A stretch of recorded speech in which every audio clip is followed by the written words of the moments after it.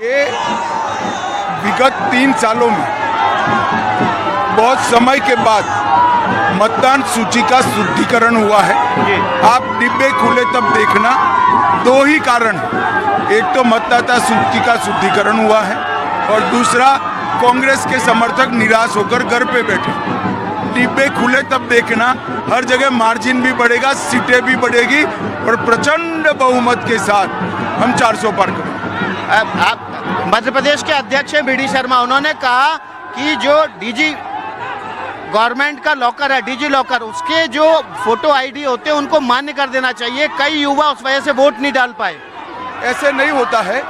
चुनाव आयोग सभी राजनीतिक दलों से सुझाव मांगता है और चुनाव आयोग को नियमन करना है, कोई पॉलिटिकल पार्टी नहीं कर सकती। जी, आरक्षण को लेकर विपक्ष इस समय बहुत हमलावर है, कह रहा है कि 400 पार सीटें हुई, एनडीए अगर जीता तो आरक्षण खत्म कर देगा, संविधान में बदलाव करेगा। भाई, आप इतने पुराने पत्रकार हो, आपको मालूम होना चाहिए। आप भी राहुल बाबा को सुनकर चिल्लाते रहते हो, स्टडी नहीं करते हो। संविधान बदलने की क्षमता हमारे पास 10 सालों से,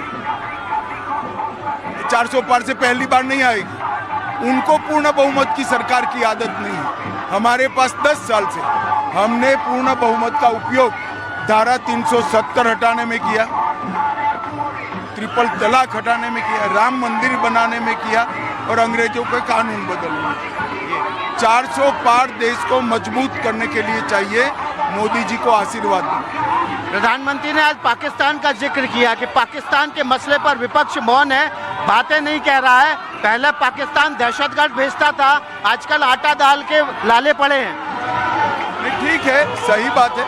विपक्ष अपीसमेंट के कारण पाकिस्तान का भी विरोध करने के लिए तैयार है।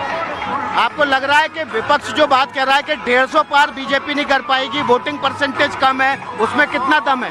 नहीं, आप खुद राहुल गांधी को इतना गंभीरता से लेते हैं क्या? तो मुझे सवाल पूछ रहे हो। चलिए, बहुत बहुत धन्यवाद अमित शाह जी। अमित शाह जी कह रहे हैं कि जो विपक्ष है वो गैर गंभीर है और जो बातें वो कर रहा है उसमें दम नहीं है। बीजेपी पूर्ण बहुमत की सरकार बनाएगी और आरक्षण कोई भी दल इस देश के उन नागरिकों से जो इसके हकदार हैं छीन नहीं सकता। विकास भदौरिया, एनडीटीवी, गुवाहाटी।